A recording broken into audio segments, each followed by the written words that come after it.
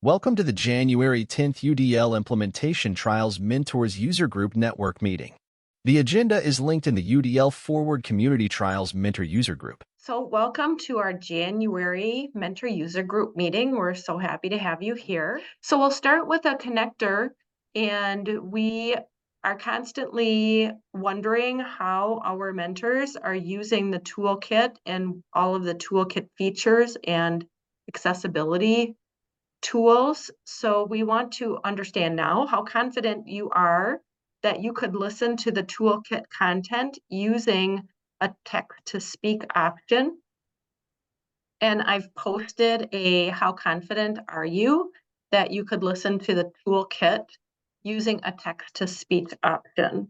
So if you go into the Trial Mentor User Group in the discussion area, and we'll put this into the chat as well. So confident anymore. So we had somebody that was not so confident on how we have provided information on how folks can use text-to-speech options for the UDL Forward or the UDL Implementation Trials Mentor Toolkit.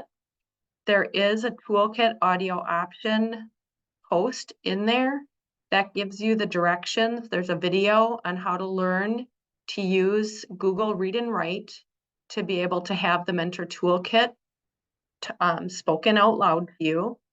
I've already installed Read and Write on my computer, so I have that as an add-on for my Google Chrome browser. And when I click on that add-on, that app, it brings up the free Google Read and Write toolbar. And if I go into any part of the toolkit, all I have to do, that's the organizational map. I'm going to go into the parts and stages. All I have to do is highlight a portion of it and click the play button. And it'll read that aloud to me. And I don't know if you could hear that just because I don't know if the audio goes through, but it read to me and you could see that it automatically popped up the closed captioning that Google AI does that.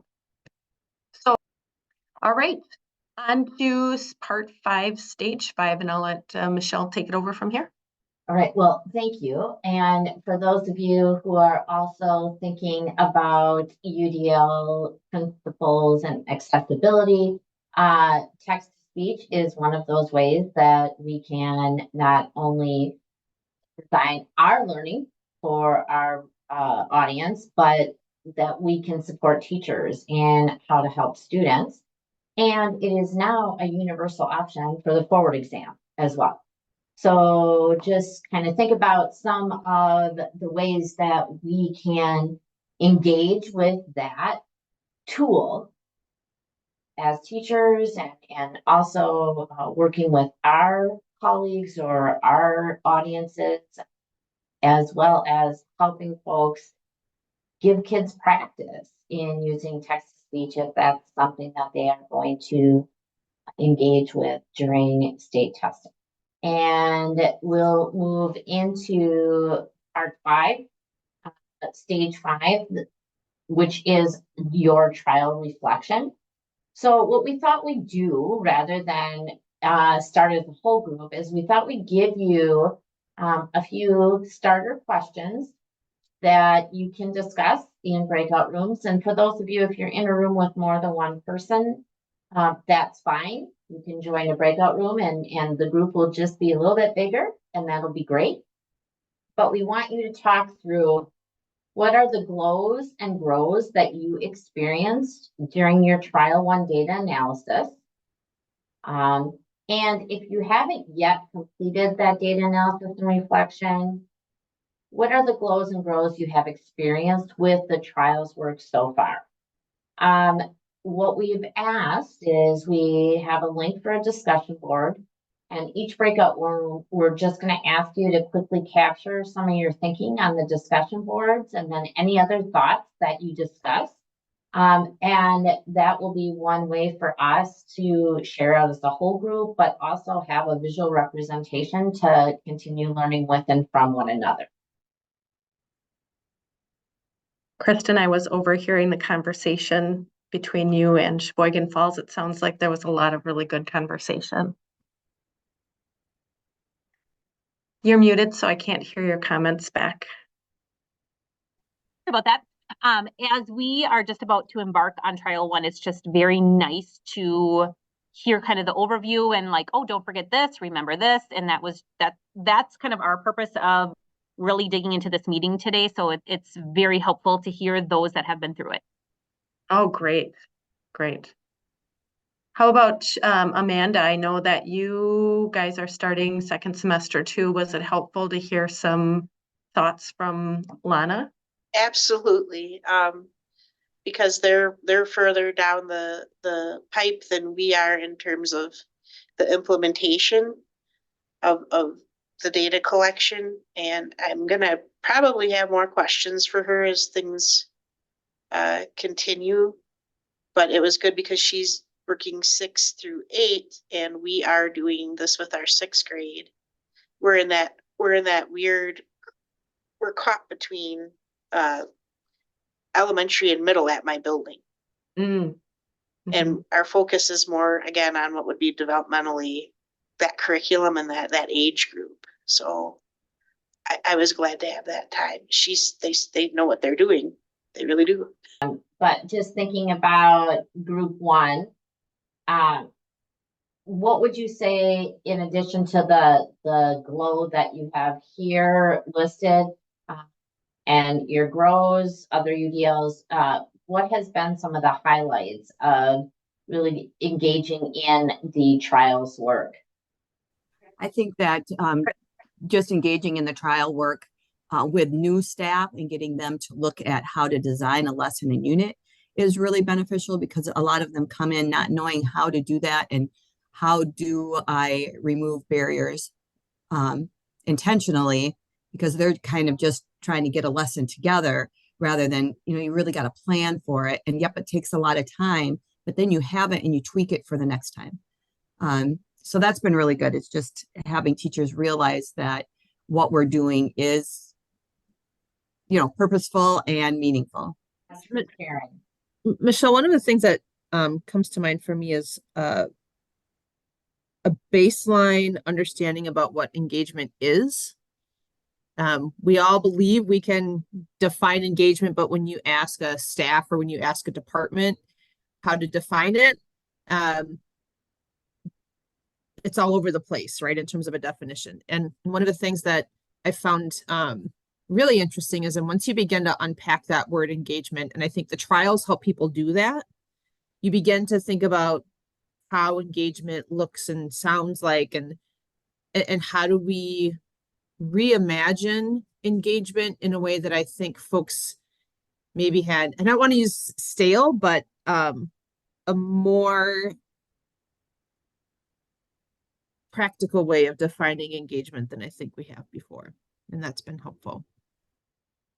I think one of the things that I've learned along the way is people start with the idea of engagement, but they're really looking through the compliance lens, like they complete homework. And there's a very different role that the student has in being a compliant learner versus being an engaged learner.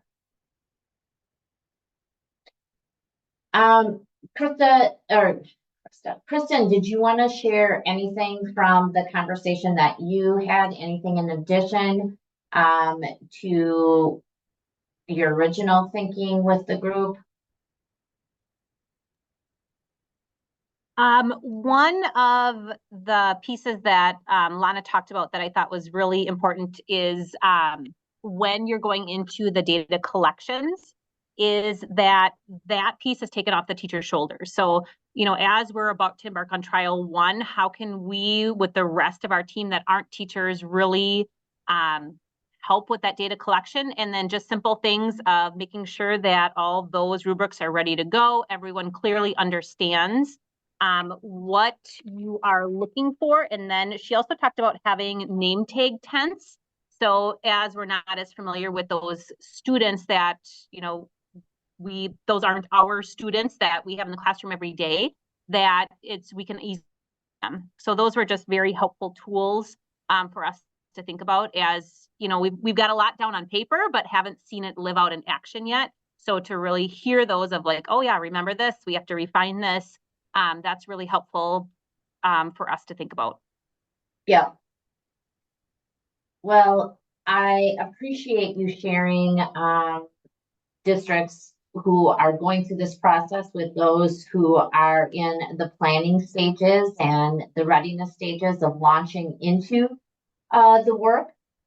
Any thoughts or questions that come up along the way, please feel free to put them in the chat or to open your mic and share them. We're happy to have that idea exchange continue throughout our time together today. And I will stop sharing screen at this time and turn it over to Jo. So part 5 repeats, part 5, stage 4 repeats for each of the trials. It's about trial planning.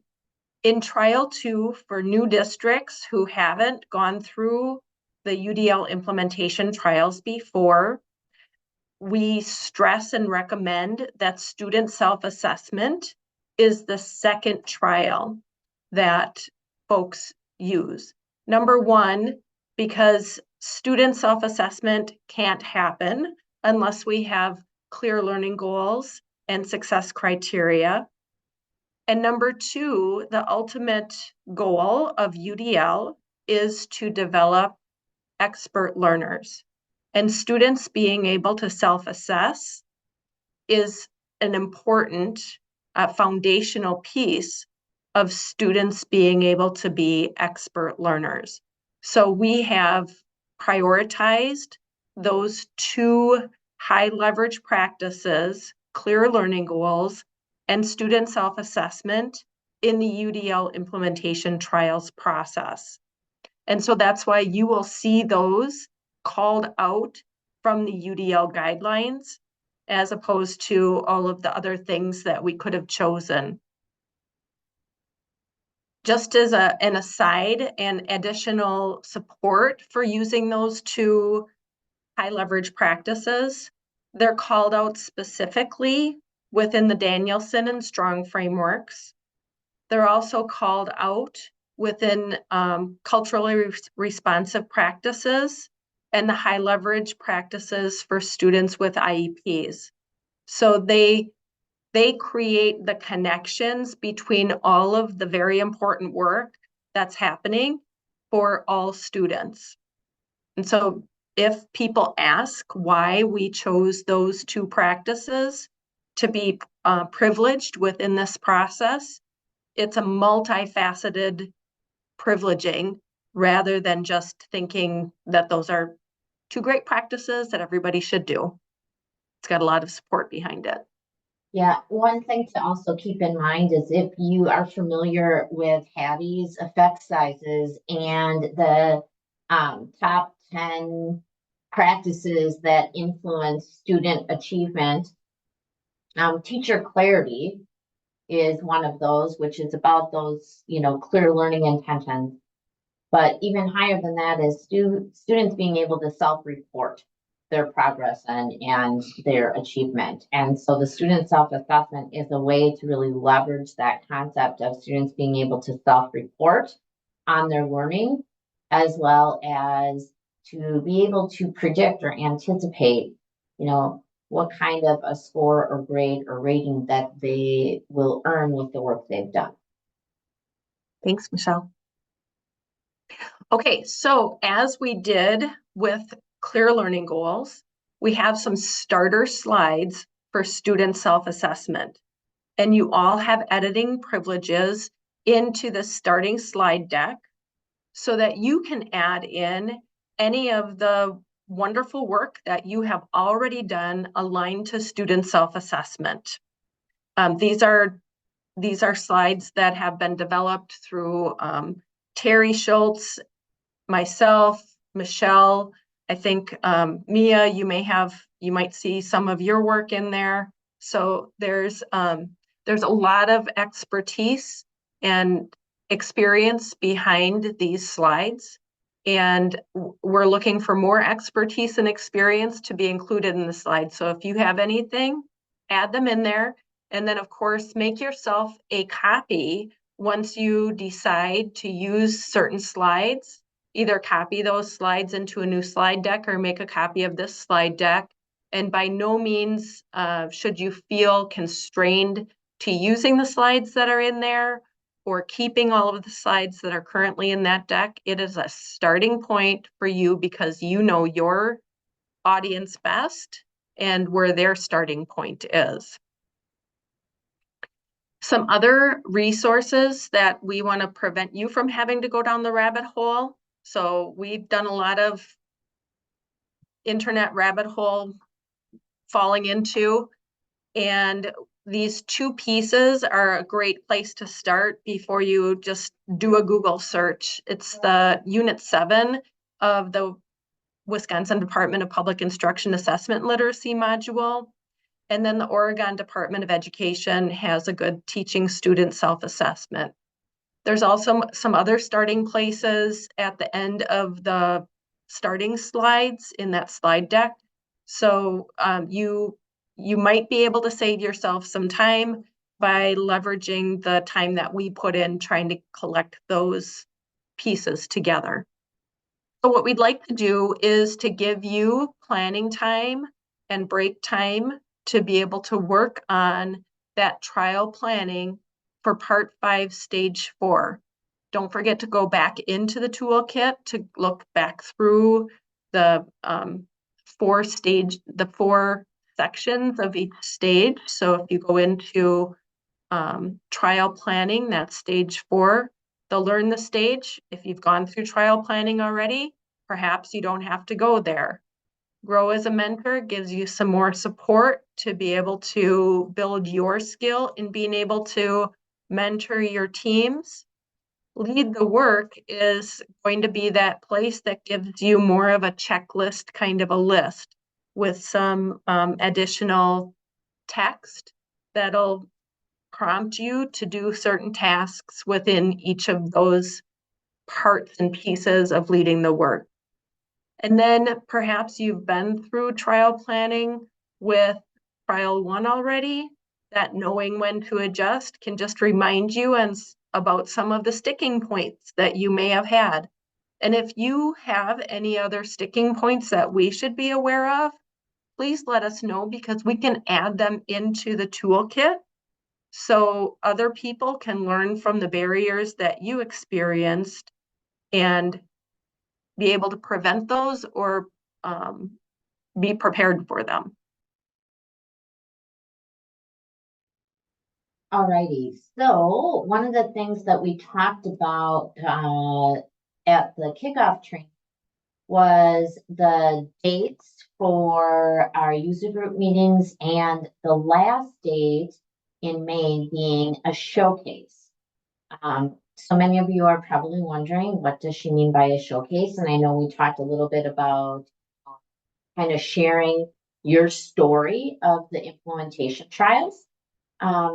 I am right now going to put in the chat a link to the showcase guidelines document that I'm going to open.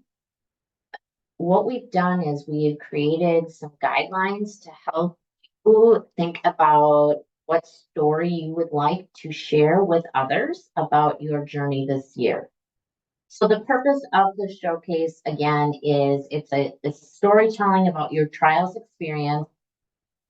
We're looking for mentors to be able to share experiences, gain new knowledge, and ultimately advance the UDL implementation trials work in your schools, in district, or again, depending on your role, by bringing on board other districts as well. Our objectives for the showcase, and you specifically, is to develop, share, and then submit to us one showcase presentation and it should be no longer than 12 minutes. So we're not asking you to, do and write a dissertation, just looking for a nice story of the work you've done with your district or schools. And again, no longer than 12 minutes. We're asking you to use a shareable format. So Google Slides, Prezi, Padlet, but something that you could use that's shareable. And the idea is to capture some of your high points, your learnings, and some of those artifacts that really proved beneficial to you in your work. So we've given you some idea starters here, questions that you could answer in your story, the focus of your trials as a mentor, how you supported the trial implementation, and the work of the team. We think some of the big learning opportunities include, what did you as a team or you as a mentor learn from the work that you've done? What do you believe had the greatest impact? What outcomes did you realize? Did you see student engagement improve? Did you see changes in educator practice? And what are the next steps with the trials for your teams? You might include in your story an introduction to the team. So maybe you share how many team members, their roles, etc. The academic focus and the rubric criteria that you used. In fact, maybe how you developed that academic focus. Some of the classroom level perspective from the teachers. What were their learnings like? What did they believe was an outcome of participating in the trials? Thinking from what are the celebrations, challenges, and solutions that you experienced. What primary mentor roles and responsibilities did you engage in with your particular team? Again, key learning and insights, the impact on student engagement, as well as academic learning, and the impact of educator practice. The surveys that you do in your reflection meetings around educator practices and student learning, those surveys might be a nice tool for you to share the progression of, how your team started, members of your team, the teachers, and, where they were at the end of the trial experience. We're also going to ask that you bring to the presentation some artifacts to highlight.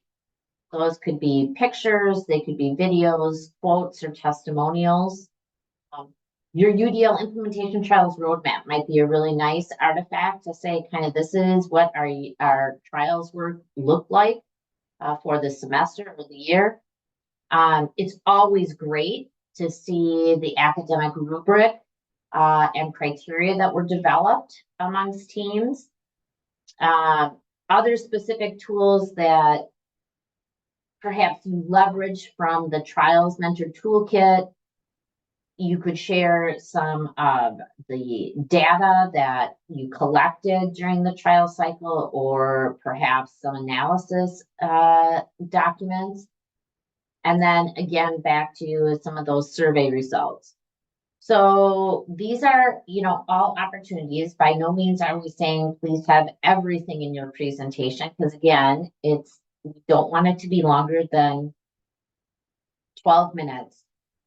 What I will share with you in full transparency is the Department of Public Instruction is invited to the showcase.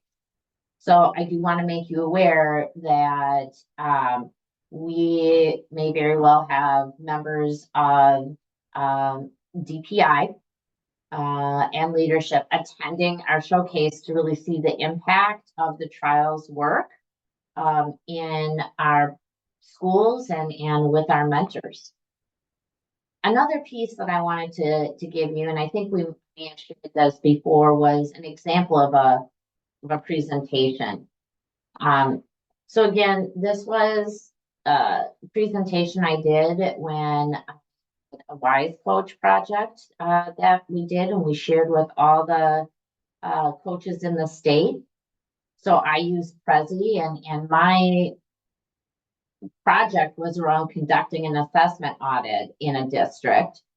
What I did is I just kind of, for each element of the presentation, I kind of gave a entry point on, you know, what the district was hoping to do and learn from the audit, some themes that really they were looking to leverage going through that process, what the process looked like.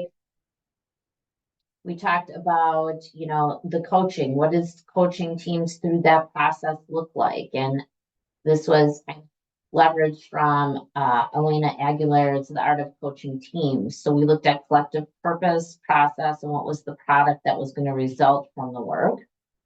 I introduced the teams through, you know, kind of a visual representation here, as well as which kind of school and administrative team participated, shared the formal work plan with dates. This might be where you could share the roadmap as an artifact.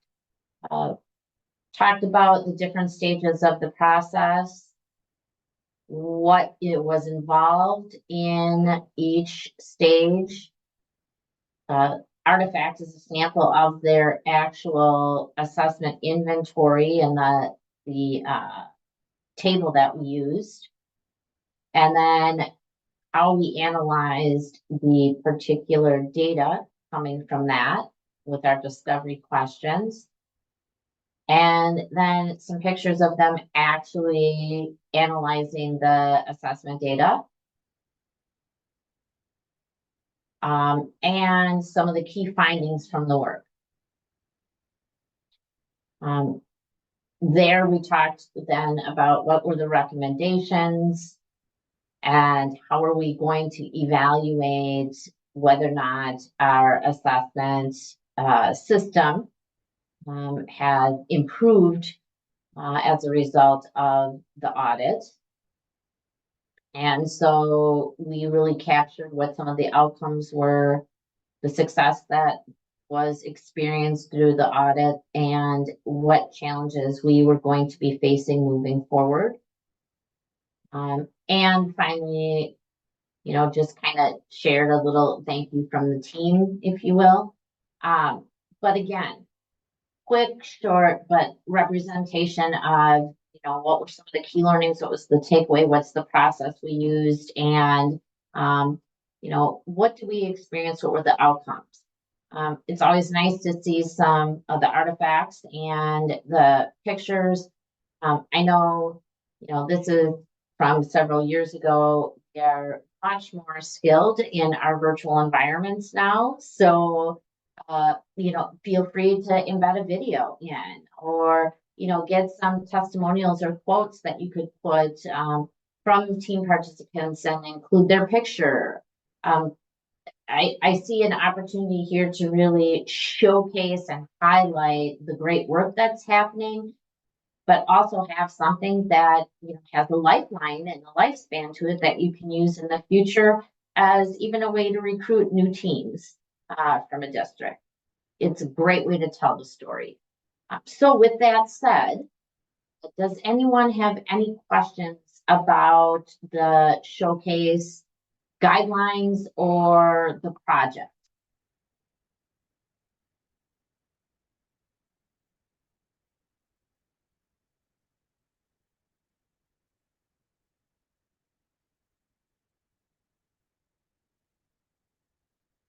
Hearing none, I'm going to assume I either did a nice job of giving you a reference tool as well as an example, so there's clarity on your part, or B, you're having a oh my goodness moment and are thinking, okay, you know, what do we need? How are we going to put all this together? What might I gather? What kinds of things do I already have, etc. So hopefully your response to this is thinking from what a great way to learn with and from each other. And we are extremely excited for our May showcase and really look forward to your stories and seeing the trials and how they live in practice with your teams. So with that said, if there are no questions, we'll scoot on to our next agenda item, which is thinking from the project partner lens. Right, and our project partner requirements, one additional requirement or ask that we have, I gotta share my screen here real quick, is really leveraging those artifacts and testimonials that you collect during your showcase development to be able to contribute to our trials toolkit. So let me show you an example of what I mean by that. What we hope to do is to really develop our trials toolkit into a multi-sensory UDLized tool that mentors across the state and hopefully across the nation will be able to use. And the first edition of that, which our CESA trial mentors used last year and piloted, and the one that you were introduced to from the district perspective this year as a district mentor, did not include a lot of additional embedded UDLized pieces. So here's an example in stage 2 lead grow as a mentor, where we have embedded some of the video clips in that role play of the academic rubric development session. So when we work together during our kickoff, where I helped create a role play scenario in showing how that academic rubric could develop, I created a short video that a mentor coming into this toolkit would not just have to read what it's, could look like, but can actually have a video or a picture or an audio file. So we're hoping to leverage the work that you're doing to be able to develop that additional media that's going to help us bring this toolkit to life. And go ahead. Well, I was just going to say another example, if they were interested, is the visual that we put in part 1 Okay. of the toolkit as well. Okay, so let me go to that one. So in addition to the pieces that we'll be adding in from the work that we do together, the other visuals that have been developed this year to support those in-district mentors are being added to the toolkit. So it becomes a more robust resource for additional scaling up of this process across the state, supporting EMLSS work, supporting Danielson, supporting all of the types of other initiatives that districts are being asked to do.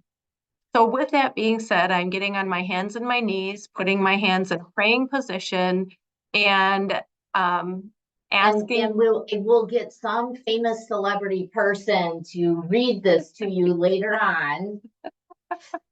Through Screencastify. Yeah. We've created a toolkit contributions menu, and we've separated them into sort of an hors d'oeuvre of artifacts, main course of videos, and desserts are pictures with captions.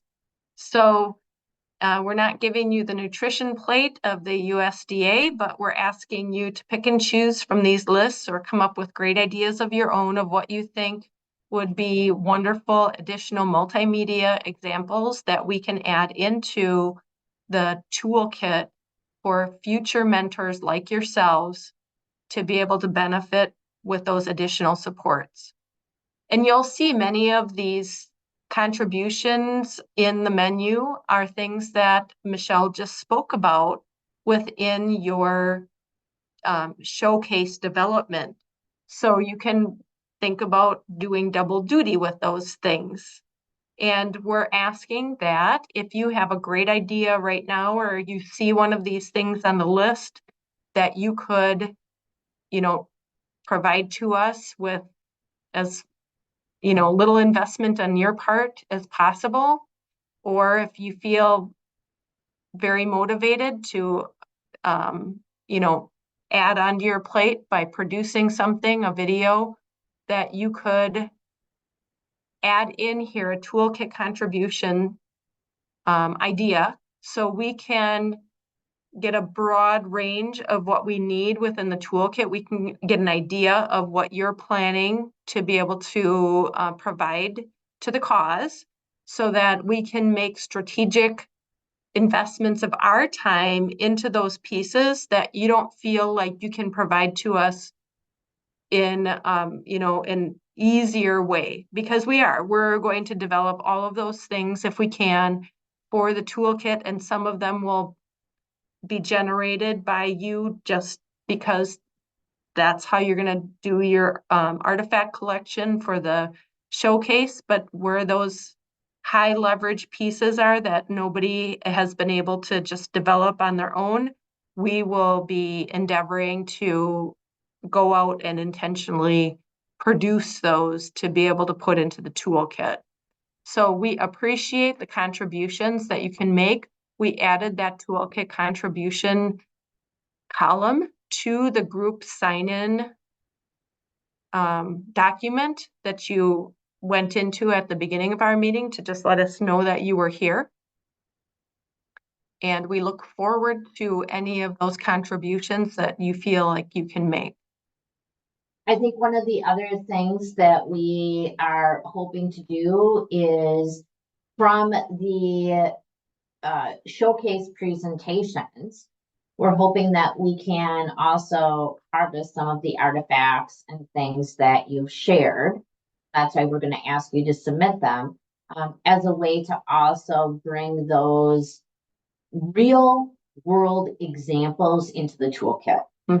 It's great for Joe and I to, have some static imagery, and, have some of the videos from our experiences.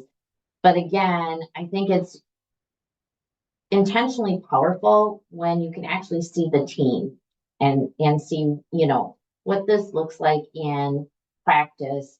Who are the teams? There's real teachers doing this work. It's not us, Joe and Michelle, talking about this work. So, we're trying to bring the toolkit into the field, if you will, so folks see the opportunities. We're also going to be putting in some icons, if you will, that will serve as visual signals for, like, these are prompts to use and so forth. So we're trying to create opportunities for the text to also not be so heavy, break it up a little bit in some areas, but also have some cueing throughout the toolkit as features and enhancements. All right. So please sign up if you have something in mind right now, but sign up at any time. And I want to remind you to go into your required checklist items to check off anything that you believe that has been provided to us. That way, when I look in your checklist, if I don't see what you feel like you've provided, then I can connect with you directly. For those of you who have had educators fill out the educator survey, I have returned to you a district or school specific data sheet so you can see the results from your educator surveys that you do at the end of each of your trials. And if you believe you have had educators do that survey and you have not gotten the data sheet back from me, please contact me, because that means that there's a mix-up somewhere, and I want to make sure that everybody's getting the data back that's specific to their organization. All right. All right. One other thing to note, in the menu that we created of contributions, we actually went through the entire toolkit and said, what would enhance this section, this portion of the toolkit? So everything on here, we believe will add value to the toolkit, to a particular place in the toolkit where it might create more clarity and provide examples for people to work from as inspiration. So please know that this list wasn't just kind of a brainstorming list, that we actually used the toolkit to say what would bring this toolkit from paper to practice and help people kind of visualize or get some inspiration on the work. Thank you. So let's give everybody about 5 minutes to go into their checklist and check out whether there's anything that's not checked there that you feel like you've contributed to or sent to us or have our access to that. And then I can check back and make sure that I actually can see or do have what you believe that you've provided.